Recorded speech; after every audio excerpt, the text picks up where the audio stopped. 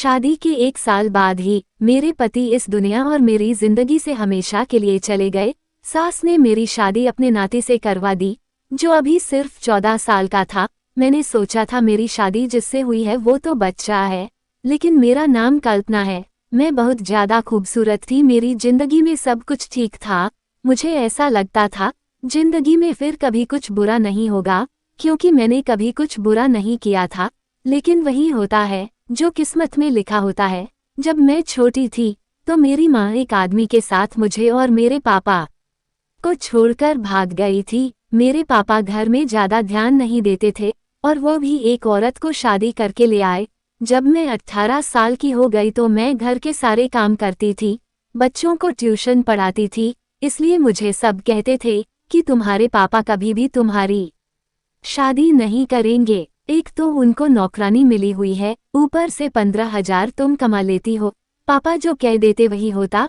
शायद यही वजह थी कि बात बदल गई थी। मैं 10 से 15,000 तक आराम से कमा लेती थी, जो कि सौतेली माँ मुझसे ले लिया करती थी। लेकिन फिर भी एक दिन मुझे मेरी सौतेली माँ ने बताया कि तुम्हारे लिए रिश्ता देख लिया है। तो मैं हैरान रह गई, मुझे लगा मजाक कर रही हैं। लेकिन उन्होंने यह नहीं कहा था कि तुम्हारे लिए रिश्ता देखने वाले आ रहे हैं।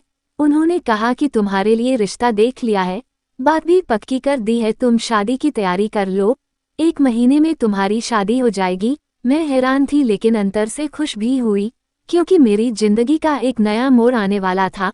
मैंने तो अपने दिल से यह बात निकाल दी थी कि मेरी शादी होगी, क्योंकि मुझे लगता था मेरी सौतेली माँ कभी मेरी शादी नहीं करवाएगी। लेकिन अब ये सब कुछ हो रहा था, इसलिए मैं बहुत ज्यादा खुश थी। खुशी खुशी शादी की तैयारी में लग गई। शादी की रात भी बहुत कुछ अजीब हुआ। मैंने अपने पति को देखा ही नहीं था। हम लोगों को साथ बैठाया गया था, लेकिन मैं नीचे देख रही थी। इतनी हिम्मत कहाँ होती है दुल्हन में कि सर उठा ले और गर्दन घुमाकर अपने पति को 2 पल देख ले। मैंने भी नहीं देखा था। उसके बाद जब कमरे में बैठी तभी अपने पति को देखा तो पता चला कि वह बहुत अच्छा इंसान है। उसने पहले ही दिन मेरा बहुत सम्मान किया। उसके घर में सिर्फ उसकी माँ थी और एक बहन थी, और बहन का 14 साल का एक बेटा था। उसने मुझे बताया कि मेरी बहन का बेटा मेरे बच्चों की तरह है, पर मेरा बहुत लगाव है। वैसे तो उसकी उम्र सिर्फ 14 साल है, लेकिन मेरे लिए तो वह इससे भी ज्यादा छोटा है, क्योंकि उसने मुझे कहा कि वह 2 साल का था तो उसके पापा इस दुनिया से चले गए थे और वह कुछ जानता ही नहीं था। इसलिए उसके पापा की जगह मैंने ले ली और रोज रात को मैं उसे अपने सीने पर सुलाया करता। तब से वह मेरे लिए ऐसा है जैसे मेरा अपना बच्चा है। मेरी नंद के बेटे का नाम शिव था। मेरे पति ने कहा तुम हमेशा उसका ख्याल रखना। मैंने कहा ठीक है, आप चिंता न करें, वह मेरे लिए भी छोटे भाई की तरह ही है। शादी की रात अच्छी गुजर गई। ऐसा लगता था जिंदगी भी अच्छी गुजर जाएगी, लेकिन सुबह हुई तो सास ने कुछ अजीब पूछा और मेरे कमरे में आ गई। मुझे इतनी शर्म आ रही थी, मैं शर्म से पानी पानी हो रही थी। मैं सोचने लगी औरतें इस तरह की हरकतें क्यों करती हैं। उसके बाद मैं अपने भांजे के पास थोड़ी देर बैठ गई। मेरी सास ने कहा अब तुम तैयार हो जाओ, रोज तुम्हें देखने के लिए रिश्तेदार आएंगे। शादी धूमधाम से हुई है, जबकि इतने पैसे नहीं थे, लेकिन बारी बारी सब लोग तुम्हें देखने के लिए आएंगे और जो भी पैसे देंगे वो मुंह दिखाई में देंगे, तो वो मुझे दे देना। मैंने कहा ठीक है। मेरी सास परंपरा निभाने वाली सास की तरह ही थी, लेकिन भांजा अच्छा था। पहले मेरे साथ से ही हंसी मजाक कर रहा था, फिर उसने अजीबों गरीब किस्म की बातें शुरू कर दी। मुझसे पूछने लगा आप और मामा क्या कर रहे थे। मैंने कहा हम लोग बातें कर रहे थे। उसने कहा नहीं, आप लोग जल्दी सो गए थे, आपके कमरे की लाइट ऑफ हो गई थी, मैंने देखा था। मैं हैरान रह गई। मैंने कहा ये हमारे कमरे के बाहर बैठा था, कहीं इसने हमारी सारी बातें तो नहीं सुन ली। मुझे बहुत शर्मिंदगी हो रही थी, लेकिन वह आराम से बातें कर रहा था जैसे उसे कुछ पता ही नहीं है।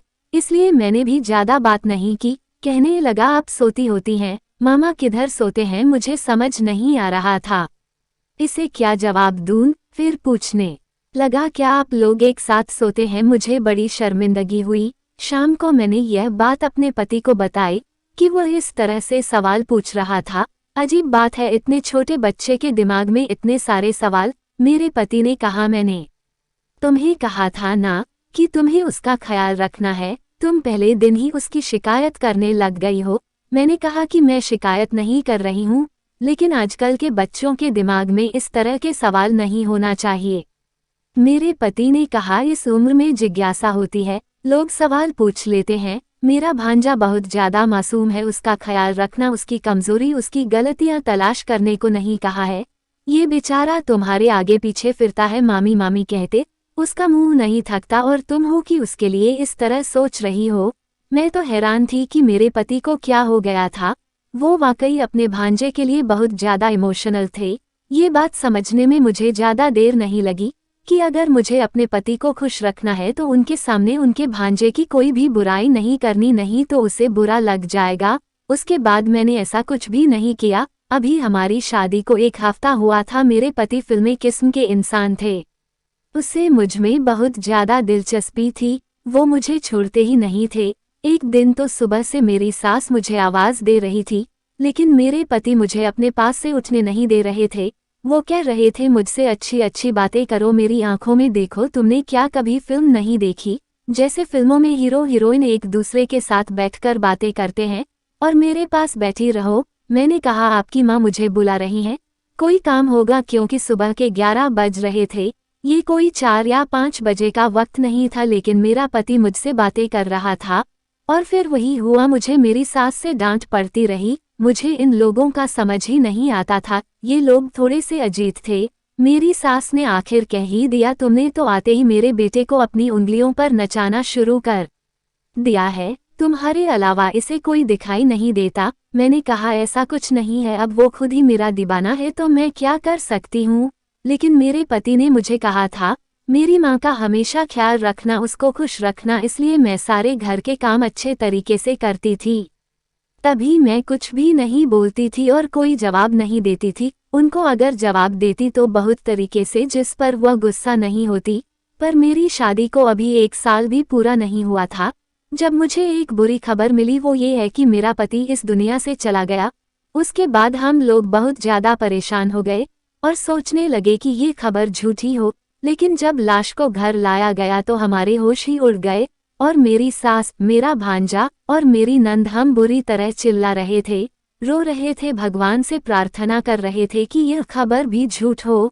मेरा पति इस दुनिया से जा चुका था। ये दुख मेरे लिए बहुत बड़ा था। मेरे माँ बाप ने कहा, ये दुख तुम अपने ससुराल में ही पूरा करो, उसके बाद हम तुम्हें आकर ले जाएंगे। मैं रोती रही, तड़पती रही। मेरी सास मुझे कहती रही कि जब से तू आई है तूने मेरे बेटे को खा लिया, तेरे कदम ही मनहूस है। इस घर का बारिश चला गया, मेरा बेटा चला गया, सब कुछ बर्बाद हो गया, सब कुछ खत्म हो गया, तूने किया है। ये सब 4 महीने ताने सुनने में ही गुजरे थे, लेकिन इसके बाद ये वक्त खत्म हो गया तो मैं ये सोचकर थोड़ी बेफिक्र थी कि अपनों के पास चली जाऊंगी। वैसे भी अब मेरी जिंदगी में खुश रहने के लिए क्या रह गया था? पापा ही थे मेरे अपने, बाकी तो मेरी माँ भी सौतेली थी। जब मेरी माँ, सौतेली माँ और मेरे पापा मुझे वापस लेने आए तो मेरी सास ने एक ऐसी बात की कि सब हैरान रह गए। मेरी सास का कहना था, मैं इसे वापस नहीं भेज सकती, ये मेरे बेटे की विधवा है। मेरे पापा ने कहा, आपका बेटा इस दुनिया में नहीं रहा, इसका यहाँ पर क्या काम? लेकिन मेरी सास का कहना था, इसकी वजह से तो मेरा बेटा चला गया है, अब ये भी यहाँ से चली जाएगी। मेरे घर में कमाने वाला कोई भी नहीं है। मेरी एक बेटी है जो विधवा है, उसका एक बेटा है जो अभी स्कूल में पढ़ता है। तो फिर क्या हम भूखे मर जाएंगे? ये मेरे बेटे की जगह कमाई करेगी और हमारा घर चलाएगी। मेरे पापा और मम्मी ने कहा, ये तो बहुत ही बुरी बात है, ऐसा नहीं होना चाहिए। लेकिन मेरी सास ने ठान ली थी। फिर मेरे पापा मेरी सास के बीच काफी बहस हुई। कभी बात इस तरफ जाती है तो कभी उस तरफ। जब मुझसे पूछा गया तो जाहिर है मैं वापस जाना चाहती थी। मेरा भी इस घर में दम घुटता था, पर मेरी सास ने कहा, ये यहाँ से नहीं जाएगी। मेरी सास ने अपने कुछ रिश्तेदारों को भी बुला लिया जो बुरी तरह से लड़ाई करने के लिए तैयार बैठे थे, अजीबो-गरीब तरह की बातें कर रहे थे। फिर नतीजा यह निकला कि मेरी शादी दोबारा कर दी जाए तो फिर मैं इस घर में रह सकती हूँ। लेकिन इस घर में एक ही मर्द था, उसके साथ मेरी शादी कराने की बातें होने लगीं। सबने कहा, छोटा है तो क्या हुआ, ये लड़की कौन सी 40 साल की है, इस तरह ये इस घर में रह जाएगी, इस घर में फिर से बहू बन जाएगी। मैं ये सब कुछ नहीं चाहती थी, लेकिन मेरी सास ने मेरे पापा को मना लिया। मेरी सौतेली माँ ने भी कहा अच्छी बात है, अगर हम इसको अपने घर ले जाएंगे तो हमारा क्या फ़ायदा है, दोबारा इसकी शादी तो होगी नहीं, कहाँ से दोबारा रिश्ता तलाश करेंगे, एक विधवा के लिए रिश्ता कैसे मिलेगा, आजकल तो कुमारी लड़कियों का रिश्ता नहीं मिलता, इसलिए इसको यहीं रहने दे, समाज वाले तो बातें करेंगे, एक बेटी फिर से सुहागन बन रही है तो इस ऑफर को ठुकरा कर हम इसे अपने साथ ले जाएंगे तो हमारे घर में भी तो ये विधवा ही कहलाएगी। मेरी सौतेली माँ ने अजीबोगरीब बातें करके मेरे पापा को मना लिया, वो मुझे वहीं पर छोड़कर चले गए। कुछ दिन बाद मेरी शादी मेरे भांजे के साथ करवा दी गई, जिस को मेरा पति अपना बेटा कहता था और जिसको मैं बच्चा ही समझती ही थी। इतना तो मैं अपने पति की मौत पर भी रोई थी जितना इस बात पर रोई, चीखी चिल्लाई, लेकिन किसी ने मेरी बात ना सुनी। मेरी शादी करवा दी गई। मेरी शादी के वक्त मेरी सास ने मेरा सर जबरदस्ती पकड़कर मुझसे हाँ करवाया था।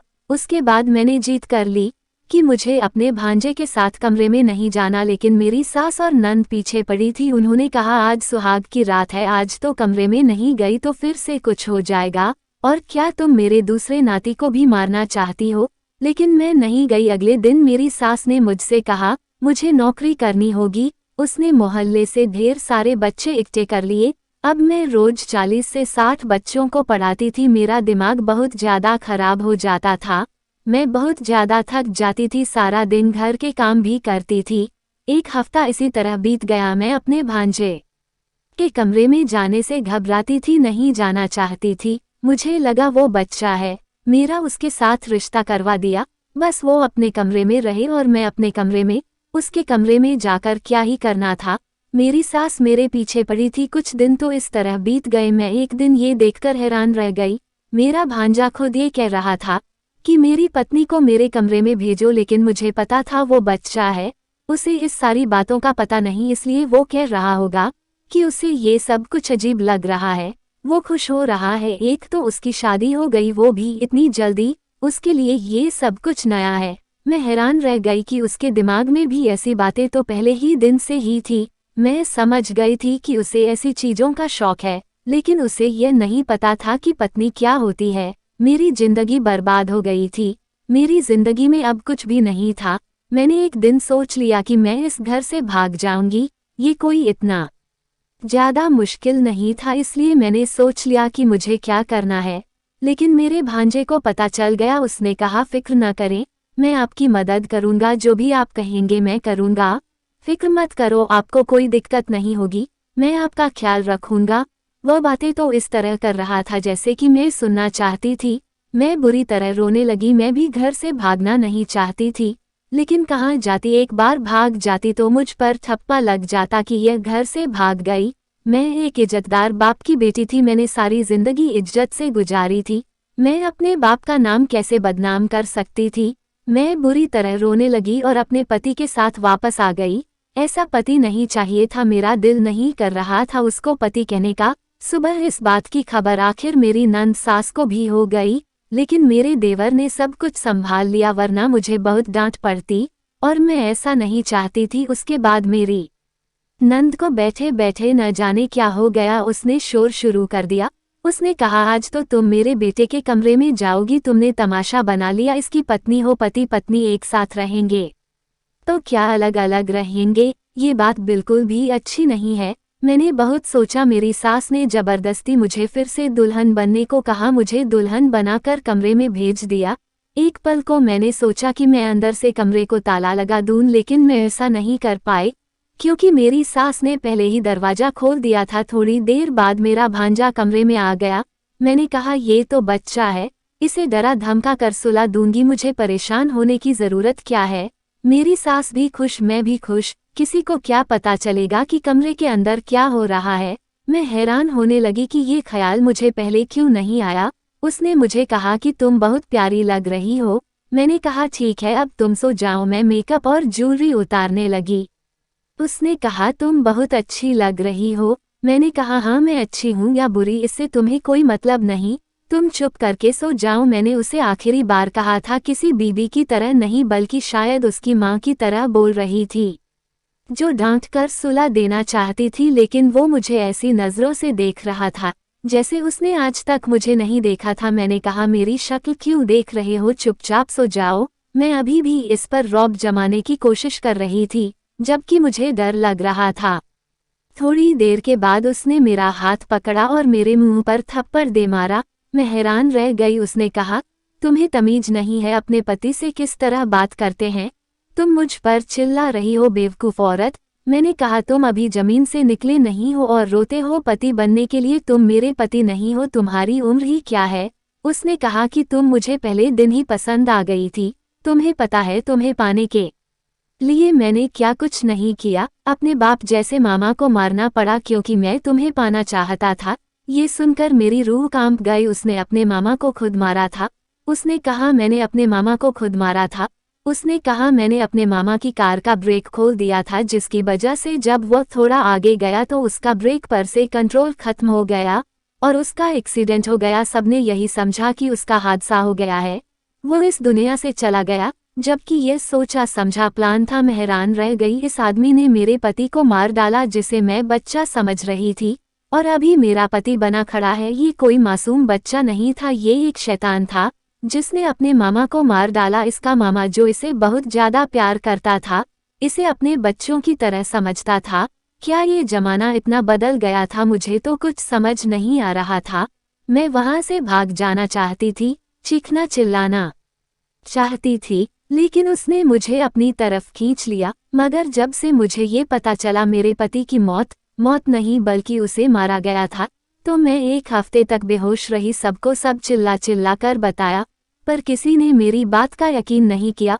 उन्होंने कहा, ऐसा हो ही नहीं सकता, यह अपने मामा को कभी भी नहीं मार सकता। तुम झूठ बोल रही हो, क्योंकि तुम इससे शादी नहीं करना चाहती थी। मेरे पास एक ही रास्ता था, मैं खुदकुशी कर लेती, लेकिन मुझे किसी ने मरने भी नहीं दिया। आज भी इस तरह से जिंदगी गुजार रही हूँ, समझ नहीं आता कि क्या करूँ। उसके बाद जिंदगी इसी तरह गुजरने लगी। मुझे भगवान ने एक बेटा दिया। मैं ये सोचकर उदास थी कि मेरी किस्मत कितनी बुरी है। मेरे बेटे की किस्मत भी बुरी होगी, पर मेरी किस्मत इतनी भी बुरी नहीं थी, क्योंकि मेरे भांजे के साथ भी वही हुआ जो उसने अपने मामा के साथ किया था। मैंने उसको पुलिस के हवाले कर दिया। मैं इतने दिनों से उसके खिलाफ सबूत इकट्ठा कर रही थी। अब उसको उम्र कैद हो चुकी है। ये सदमा मेरी सास बर्दाश्त ना कर पाई और वो भी मर गई। उसके बाद मैंने अपनी नंद की दूसरी शादी करा दी और वो बहुत खुश है। उसको एक अच्छा जीवन साथी मिला है और अब वो सारा घर मेरा हो गया। अब मैं अपने बेटे के साथ रहती हूँ, बच्चों को ट्यूशन पढ़ाती हूँ। मेरी जिंदगी इसी तरह गुजर रही है। मैंने कभी नहीं सोचा था कि मेरे साथ ये सब कुछ हो जाएगा, पर फिर भी ये सब हो गया। मैं अपने पहले पति को आज भी याद करती हूँ, मुझे उसकी बहुत याद आती है। अगर वो होते तो ये सब कुछ कभी ना होता। दोस्तों, आपको ये कहानी पसंद आई हो तो इस चैनल को सब्सक्राइब करें, वीडियो को लाइक करें, कमेंट करें और अपने अधिक से अधिक दोस्तों को शेयर करना ना भूलें। धन्यवाद।